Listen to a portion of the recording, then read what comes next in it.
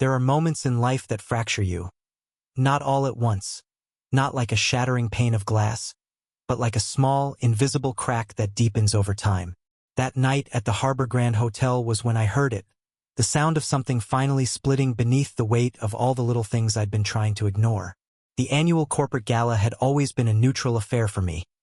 Expensive suits, overcooked salmon, and small talks stretched into hours. But for Lindsay, it was her element. These events fed her. She was sharp, eloquent, and could navigate a room like she had written the blueprint. I used to admire it. Truth be told, I used to admire her entirely. That night, we arrived fashionably late, her suggestion always, and walked into the ballroom under a canopy of soft jazz and flickering crystal chandeliers. I remember adjusting my tie in the mirrored elevator, catching her reflection as she checked her lipstick one last time. She looked stunning, in that calculated way people look when they want to control a narrative. She had chosen a deep navy dress that clung in all the right places. Her hair was pulled into a soft twist at the nape of her neck, and her earrings, small diamonds, a 10th anniversary gift from me, sparkled whenever she turned her head. She looked like a woman who had it all together. But when we stepped into that ballroom, I noticed her mood shift. It wasn't nerves. Lindsay never got nervous. It was something else, something subtle but unmistakable. She scanned the room with the kind of ease that only comes from familiarity, and her eyes found him almost immediately. Trevor. I'd only heard the name a handful of times. Trevor from Strategy, she used to say, usually followed by, he's got a real mind for numbers, or, he's leading that new retail pilot, big opportunity. She never lingered on him, never gave me a reason to question it. But now, watching her eyes lock onto him before we'd even made it to the coat check, I felt something tighten in my chest. I watched her posture change. A softening at the shoulders, the way she subtly adjusted the hem of her dress as she walked. She didn't go straight to Trevor, not immediately. Lindsay was smarter than that. No, she made her rounds, greeted colleagues, kissed cheeks, laughed politely at a junior associate's joke. But her gaze kept drifting back. When we finally arrived at the bar, she touched my arm and said, "I'll go say hi to Trevor. He helped get me onto that marketing panel, remember?" She didn't wait for an answer before she was gone. I stood there, watching her navigate the crowd with that purposeful sway she saved for when she wanted to be noticed. It wasn't long before she reached him. The way they hugged wasn't over the line. Not exactly, but it was familiar. Too familiar. The kind of hug with hands that lingered on shoulders longer than necessary. And then there was the laugh, not just laughter, but that specific type of laugh. The one she used to reserve for our early dates. She threw her head back a little, reached out, touched his sleeve. Her fingers grazed his arm like she was drawing a memory from it. She leaned in too close, her hand resting lightly on his chest while she whispered something that made him smirk. He didn't glance around nervously. He didn't seem concerned about being seen. That might have been the most telling part of all. And yet, when she noticed people watching, including me, she changed. It was like watching an actress slip into a different role without missing a beat. She stepped back, smiled over at me, and gestured for me to come join them. "Trevor, you've met my husband, right? This is him. The reason I haven't lost my mind this quarter." I shook his hand. Firm grip, calculated smile. The kind of handshake that tries too hard to communicate control. "We've crossed paths," he said. "Glad to finally talk properly." I don't remember what I said back. Something forgettable. Something that let him know I wasn't buying it. The conversation felt like theater. Lindsay did most of the talking about work, shared projects, upcoming goals. Every word was polished, and every smile had edges. She was looping me in, pulling me close for photos with executives, calling me her better half to people I barely knew. But behind it all was a rhythm I couldn't ignore. Her eyes darting every time Trevor moved, the way her hand brushed mine only when people were watching. At one point, while reaching into her purse for a drink voucher, something slipped out and fell onto the floor between us. I bent to pick it up, a hotel key card. She froze for a fraction of a second. That half second told me more than any excuse ever could. "Oh, that must be from work." We had a vendor training in this hotel last month. Her tone was even, but I could see her fingers twitch slightly as she snatched it from my hand and slid it back into her purse. I said nothing. There was a small label on the key, the initials L.M. printed on the sleeve. Lindsay Monroe. Her maiden name. She hadn't used that name in years. Not since we got married. After that, I stopped pretending to enjoy the night. I stopped drinking. I stopped talking. I watched her from a distance. How she moved from table to table, laughing with effortless grace, looping arms through colleagues, adjusting her dress when no one was looking. She was playing the part of the perfect executive wife, and to everyone else in that room, she pulled it off. But not for me. For me, the illusion had cracked. Later, during the speech from the CFO, she returned to my side and looped her arm through mine. Her head leaned gently against my shoulder, and she whispered, "You doing okay? You've been quiet." I forced a smile and nodded. "Just tired." She kissed my cheek, just once, just long enough for people nearby to notice. I didn't respond. She went back to smiling at the stage. But I didn't hear a word of the speech. All I could think about was how we'd gotten here, and how I hadn't noticed how far we drifted until someone else closed the distance. It wasn't the laugh. It wasn't the hug. It wasn't even the hotel keycard. It was all of it, together, a pattern of moments that added up to something undeniable. Lindsay had learned how to balance her mask and her secrets in the same breath. She had grown fluent in the art of appearances. But that night, the edges started to show. And I saw through her for the very first time. Suspicion, I've learned, doesn't arrive like a scream. It seeps in slowly, like fog rolling in off the coast. Quiet, cold, and suddenly everywhere. After the gala, I didn't say anything. Not that night. Not the next day. I let things play out, watched from the corners of our home like a man suddenly living with a stranger. Lindsay acted as if nothing had happened, as if her laugh hadn't hung in the air too long, as if that key card hadn't dropped between us like a loaded G*N with the safety off. She was cheerful, too cheerful. The following Monday, she left early for an off-site brainstorming session, and when she kissed me goodbye, she called me baby, a term she hadn't used in months. Her perfume lingered in the hallway long after she left, and for the first time, I realized it wasn't the same scent she wore to bed. This one was sharper, cooler, unfamiliar. At first, I tried to rationalize everything. I told myself I was overthinking, misreading, becoming paranoid. But the more I tried to give her the benefit of the doubt, the more doubt there was to give. I started noticing her phone behavior. She kept it face down on the table. That had become her habit. And every time it buzzed, which was often, she'd glance at it, swipe it away, and slide it into her lap like it might disappear there. One night, around 11:30 p.m. I walked downstairs to grab a glass of water. She was in the living room with her laptop open, headphones in, mumbling softly. I leaned against the doorway and watched her. She was smiling. Not just a smile, but that smile. The one I used to see after our inside jokes, the one that made her eyes crinkle. She didn't notice me until I cleared my throat. She jumped and yanked the headphones out. "I didn't hear you," she said, closing her laptop too fast. "What are you working on?" I asked. "Just prepping a presentation. Got a client meeting Thursday." I nodded. She stood up, kissed my cheek, and said, "Go back to bed. I'll be up soon." But she wasn't. She came up nearly an hour later, smelling faintly of wine and something else. Something expensive and masculine. The next day, while she was at work, I found her laptop bag still open on the dining table. It looked like she'd left in a rush. I wasn't looking for anything. I just needed to know if I was going crazy.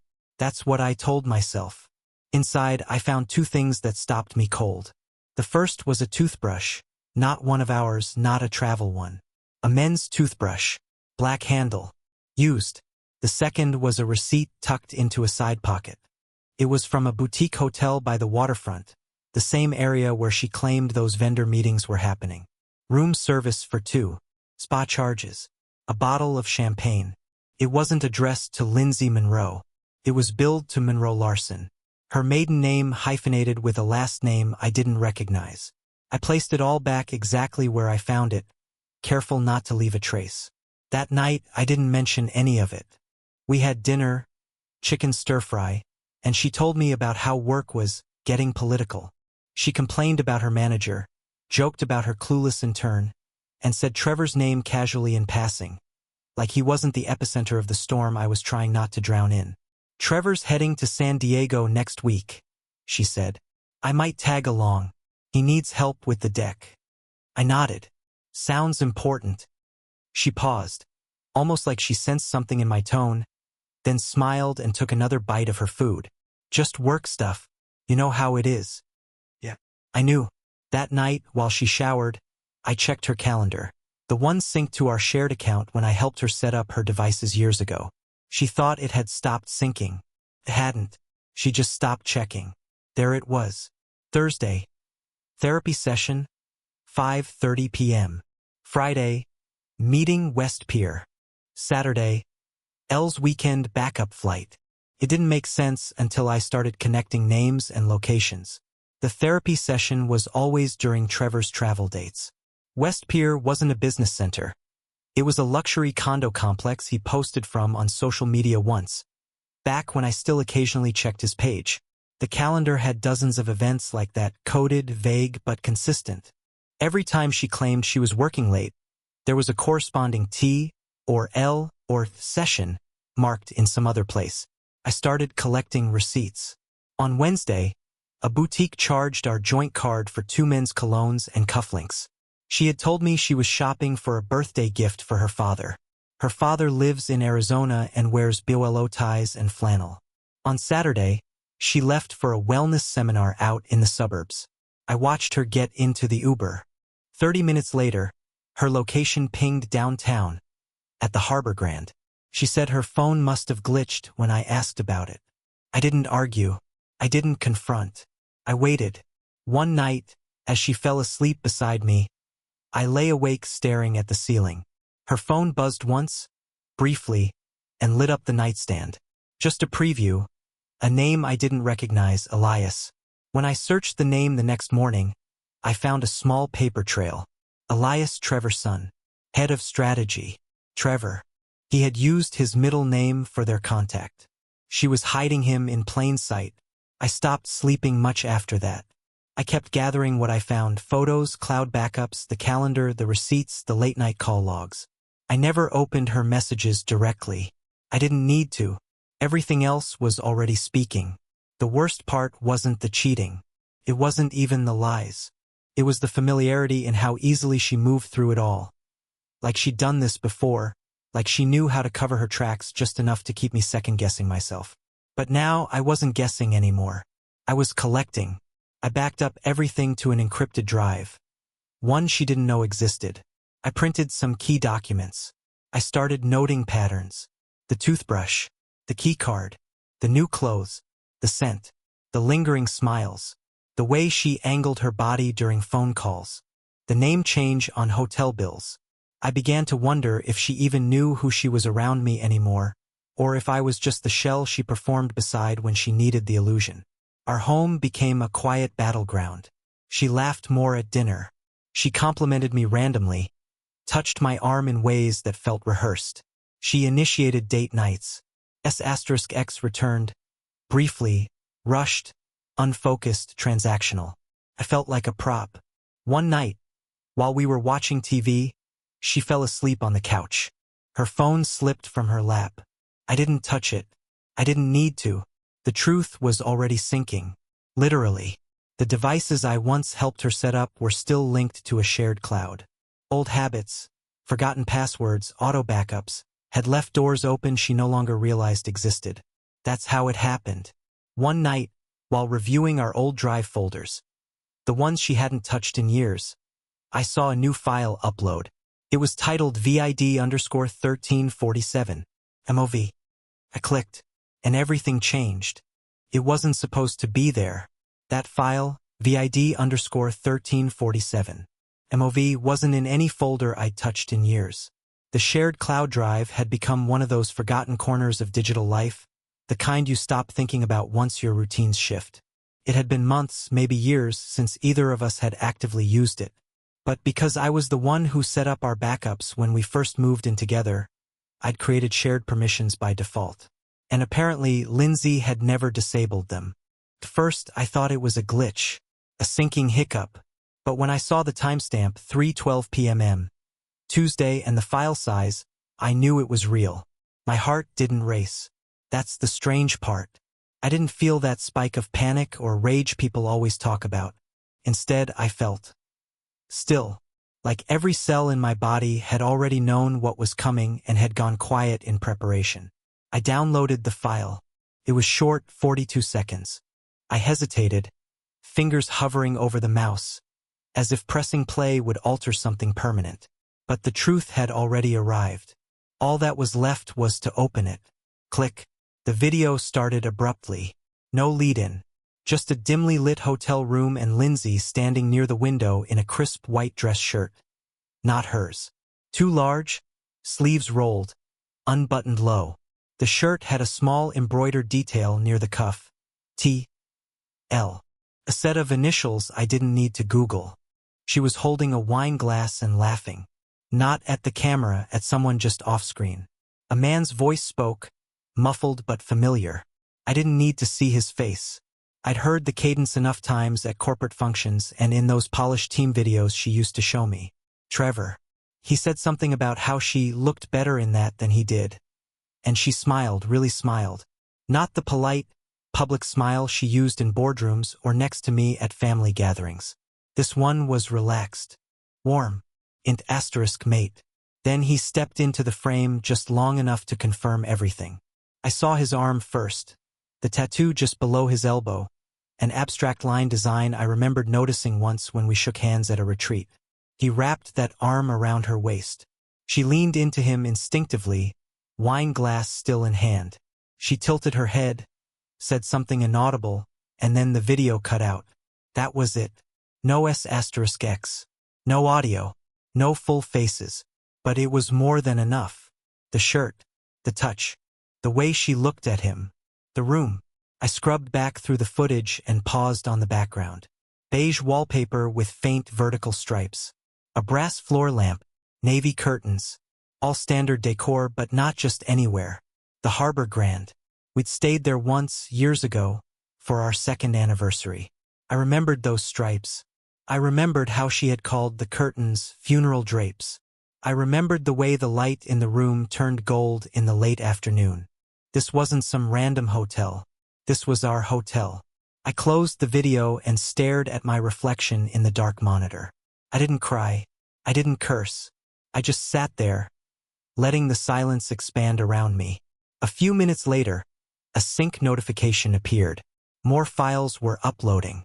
*TS, PDFs, notes, receipts from the Harbor Grand, room service bills, 2 entries from 2 separate weekends, both listed under the name Lindsay M. Larson, her maiden name twisted into a pseudonym. One was a Friday through Sunday stay. The other, a midweek booking aligned perfectly with a trip she had claimed was for vendor training. Both receipts included spa packages. Both noted 2 guests. Another document popped up, a *T of a message thread. The preview text showed the words, "Don't forget to bring the shirt again, winky face." I didn't need to open it. This wasn't a theory anymore. This wasn't me connecting dots out of fear or insecurity. This was real, documented, dated, framed. She had been there with him. While I'd been at home clearing my schedule for her work travel. While I'd been cooking dinner for one. While I'd been answering texts from her saying, "Long meetings? Don't wait up." She was with him. In the same hotel where we once said we should go every anniversary. I opened her calendar again. That same day, Tuesday, had been marked as back-to-back reviews. She had even blocked it off on my shared calendar, claiming she wouldn't be reachable until late. I had ordered takeout that night and eaten alone in front of the TV, watching a documentary I knew she wouldn't care to see. She had texted me, "Miss you. Be home soon." At 7:13 p.m. That same moment in the video's metadata, the file ended uploading. She was in bed with him when she told me she missed me. I closed my laptop, and for the first time in weeks, I sat in the middle of our living room, in the quiet, and let myself feel it. The betrayal wasn't sharp. It wasn't a wound. It was more like being slowly unstitched from the inside out, a careful unraveling of everything I thought was woven tightly. Everything she had once promised. Everything we had once planned. I thought about our wedding, the vows, the way she looked at me during the toast her father gave. I thought about the time she got the flu and I stayed up every night for 3 days making sure she stayed hydrated. I thought about our weekends on the porch, coffee in hand, talking about renovations, children, vacations we never took. And I thought about how easily all of that had been rewritten. I stayed there for hours, numb. Not broken, not yet, but different. Detached. Like my mind had walked away from my body. Too tired to fight. Too disillusioned to rage. The next day, she came home like any other day. She greeted me with a tired smile, dropped her bag near the door, and asked what I wanted for dinner. "Whatever's easy," I said. She looked at me a moment longer, maybe sensing a change, maybe already calculating her next performance. Then she nodded and walked toward the kitchen. I watched her go. Her hair still damp from her post-meeting shower. Her necklace slightly off-center. That new perfume again, the one I hadn't bought. I turned back to my laptop and reopened the folder. I renamed it Confirmation. Then I created a second folder. An archive. A mirror. One that only I could access. I uploaded everything, the video, the receipts, the calendar **TS, the metadata, the PDF invoices. I zipped them all and stored them offline. Not for revenge. Not for leverage. Just for myself. Because there would come a time, soon, when the truth would need to stand on its own. And I wouldn't let her rewrite it. Not again. Not this time. There's a strange kind of peace that comes when certainty replaces suspicion. The guessing stops. The second-guessing ends. The energy spent trying to believe someone is who they claim to be. It's freed up, and in that space clarity settles in. That night, I lay in bed beside her. She fell asleep quickly, breathing slow and steady. I stared at the ceiling. I knew what came next. I wasn't sure how it would play out, not entirely, but I knew that the version of myself who had once believed in her, he was gone. What remained was someone quieter. Smarter, cold maybe, but grounded. And he was ready. There's something oddly powerful about silence. Not just the absence of words, but the full weight of what goes unsaid. After the video, after the receipts, after every digital trail she forgot to sweep, I didn't explode. I didn't confront her in some loud, righteous fury. I didn't demand answers or scream about betrayal. Instead, I waited, not because I was unsure, but because I finally understood what she feared most. Exposure. Not public, not scandalous. Just a slow unraveling of the stories she'd so carefully crafted. She feared being seen not as she performed to be, but as she truly was. And I would make her see herself. The annual gala came back into play, the same corporate event where it all started. 2 weeks after the video surfaced, her company was hosting another internal celebration. Smaller but still formal, a follow-up recognition night for team innovation.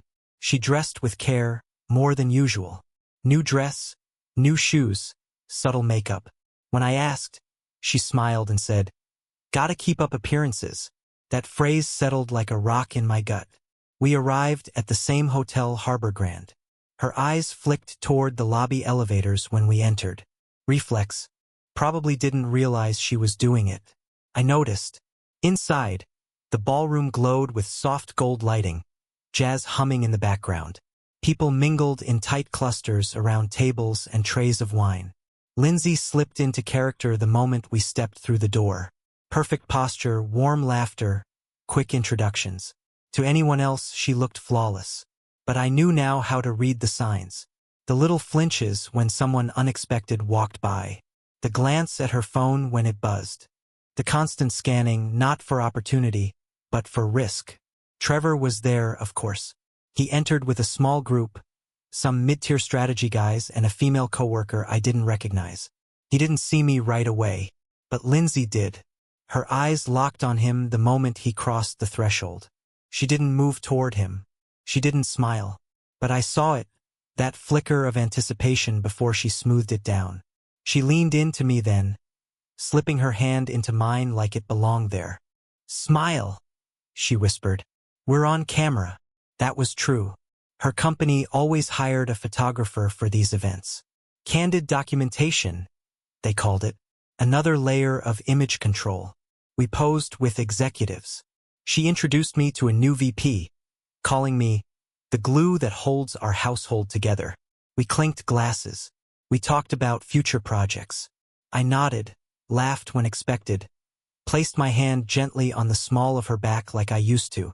But every moment was calculated now, not from her, but from me. I wasn't angry. I wasn't jealous. I was deliberate. When she moved away to greet a group from HR, I stayed near the bar and pulled out my phone. There it was, the file, the video, still sitting in my encrypted vault. I didn't need to upload it. I didn't need to blast it onto a screen or confront her in front of the entire company. I just needed her to know that I knew. At 8:13 p.m. as she posed with Trevor and a few others near the award backdrop, I opened our private message thread and attached the video. I typed nothing, no caption, no question, just the file. Then I pressed send. I watched from across the room. A few seconds later, her phone buzzed in her hand. She glanced down out of habit, then froze. Her hand dropped slightly, and her body shifted.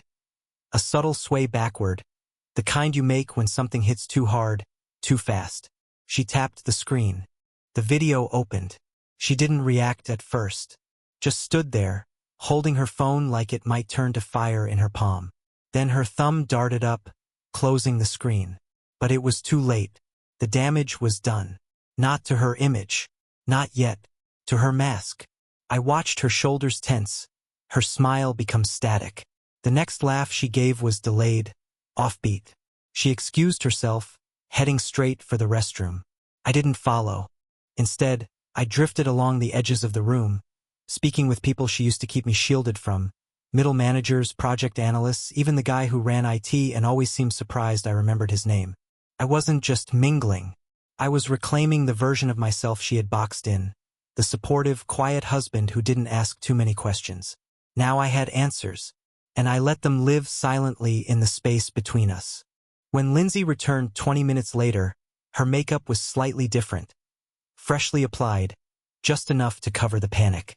She walked straight toward me, ignoring two people who tried to flag her down. "Can we talk?" she asked under her breath. "Now?" I replied, tone even. "Please." Her voice cracked, just a hair. I took another sip of my drink, then turned slightly away. "You have a lot of people here. Wouldn't want to be missed." Her jaw tightened. She tried to reach for my hand, but I stepped away gently, not enough to draw attention, just enough to make her understand. The rules had changed. From then on, she hovered near me for the rest of the event. Not with affection, with fear. She introduced me to every executive twice. Pulled me into conversations I had no business being in. She was trying to reassert a narrative, to flood the room with a version of us that might overwrite the truth I had just handed her. But the truth doesn't get overwritten. It lingers. It spreads in the silence. I didn't argue. I didn't accuse.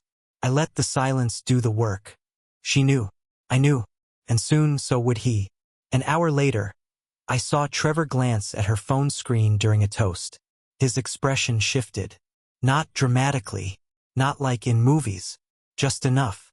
He glanced at her, then at me. He knew I knew. That was enough. I watched them both unravel without a single word. After the gala, we drove home in silence. Lindsay didn't say a word the entire ride. Her hands clenched the steering wheel. Her eyes fixed ahead like she was trying to outrun something. But you can't outrun the moment you get caught. You can only try to survive it. We got home. She went straight to the kitchen, poured herself a glass of water, then hovered like she wanted to speak. I walked past her without a glance and headed upstairs. That night, she didn't sleep in our bed. She stayed downstairs, door cracked, light still glowing when I woke up hours later. The next morning, I received an email from a new address. No subject, Just a file. A long document filled with transactions, bookings, emails. It wasn't from Lindsay. It was from someone else. But that part, the unraveling of not just trust, but her entire narrative, was still to come. There's a difference between revenge and revelation. I wasn't trying to humiliate her. I wasn't looking to get even. I just wanted her to stop pretending, to look herself in the mirror and finally see the damage, and for once have nowhere else to look away. So I made a room. The Harbor Grand had 9 floors. The top one wasn't listed publicly, reserved for executive stays, long-term guests, or events with discretion built into the booking. I'd called 2 weeks earlier and reserved a suite under a name she hadn't used in years. Lindsay Monroe. Not Monroe Larson. Not Lindsay M. Not her married name. Just the name she used before me. The suite number was 914. 9th floor, northeast corner. Same wing where she and Trevor had stayed, if the metadata from the receipts was accurate. I didn't pick that location by accident. Inside, I built something simple, clean, just enough. No theatrics, just truth arranged in a way that would be impossible to dismiss. On the bed, a single hotel wine glass, smudged with her lipstick. Trevor's silk tie, retrieved from the back seat of her car the morning after she'd forgotten to get gas. A printed still from the video. Not the entire clip, just one freeze frame. Her smile, his arm around her. Cropped, color-corrected, uncaptioned. On the dresser, a bottle of that cologne I kept smelling on her clothes. Unopened, next to a gift receipt dated the same day she said she was at a wellness seminar. A digital clock showing exactly 3:12 p.m. The timestamp when the video had synced. A burner phone, glowing with one unread message. If this goes public, your reputation won't survive it. Think carefully. I had sent that text to the burner myself the night before, not as a threat but as a mirror. She had always been so calculated, so composed, so ready with an alternate explanation. I wanted her to know what it felt like to stand in a room where the narrative couldn't be redirected anymore. A truth with no exit door. I set a second phone to record the moment she entered. Not to publish, not to share, just to witness it privately, quietly. Timing was everything. The morning after the gala, she left early for a team wrap-up brunch. Said she'd be at the hotel again for a few hours before heading to the office. I nodded, said nothing. She didn't kiss me goodbye. At 10:41 a.m., the hotel's front desk texted the check-in confirmation to the number I had linked to her name. They assumed she was me, or rather that I was her. The ID I'd provided for the reservation had been digital. I used an old scan she'd uploaded during an apartment application years ago. I changed the email, added her birth date, and made sure everything matched down to the spelling. When she arrived at the Harbor Grand and approached the desk, they handed her the key without hesitation. She believed it was a suite from Trevor. Private arrangement. A setup. She didn't know the setup was mine. My phone buzzed when she used the key. 10:56 a.m. The door unlocked. She entered. The camera in the corner of the room recorded everything. Motion triggered. Silent. She stepped in wearing a soft tan coat, sunglasses perched on her head, phone in her hand. Her expression was guarded at first, neutral, maybe even expectant. But the moment she looked around and saw the room, the arrangement, the pieces, her body stiffened. She stopped walking. The door clicked shut behind her. She didn't move for several seconds, just stood there. Her eyes moved from the tie to the wine glass to the still frame on the bed. Then the burner phone lit up. She picked it up and read the message. Her hands trembled just slightly. She sat on the edge of the bed. Not delicately, more like she had to sit or risk collapsing. For 13 minutes, she didn't touch anything else. She just sat there, elbows on her knees, face in her hands. I watched the footage later, alone. I memorized the way she folded in on herself, the way she stared at the floor. She tried to unlock the burner, couldn't. She checked under the bed, opened the closet, looked for some trick, some loophole, some way to dismiss what was in front of her. But everything was real, verifiable, simple. and none of it required her confession. At 11:09 a.m., she stood, picked up the tie, and held it briefly. Then she dropped it. The video ended with her walking toward the window and drawing the curtain halfway. Not fully, just enough to block the light. When she left the room at 11:24, her posture had changed. Not broken, but no longer composed. She didn't go to brunch. She didn't go to the office. She went home, and for the first time in weeks, she was the one waiting for me. When I opened the door that evening, she was sitting at the kitchen table. No wine, no music, just a glass of water and her phone on the counter, face up. Her eyes followed me as I walked in, but she didn't speak. I hung my coat, loosened my tie, sat across from her. After a long silence, she said quietly, "That was you, wasn't it?" I said nothing. She nodded slowly, like she already knew the answer. Her voice, when it came again, was smaller than I'd ever heard it. "I don't know what you want me to say. I didn't ask you to say anything." She closed her eyes for a moment, then opened them again. "Are you going to do something with it? The video?" I met her gaze. "I don't need to." She swallowed hard. "Do you want to leave me?" "I'm not sure what I'm in anymore." Tears welled in her eyes, but I didn't move. I didn't reach for her. I let the silence stretch. Let it do what words couldn't. After a while, she whispered, "You set all of it up." I nodded once. "You built the lie. I just gave it a mirror." She started crying, not loudly, just soft, slow tears that slid down her face like something leaking from a cracked dam. For a moment, I almost felt something like pity. But it was fleeting, because pity still requires trust. And I didn't have that anymore. When I left the room, she didn't follow. That night, I slept in the guest room. She didn't knock. I don't know if she slept at all. The next morning, I found a manila envelope on my desk. Inside were two things. The first was a typed letter, and signed, that began with, "This was never about him. It was about losing myself, and blaming you for that." The second was her wedding ring. No note, no explanation, just placed gently in the middle of the page. I didn't cry. I didn't rage. I didn't feel triumph. Only the kind of silence that comes after a final door closes. 2 days later, I got an email from Trevor's wife, Melanie. She'd seen the video. Attached were receipts, timestamps, proof that Trevor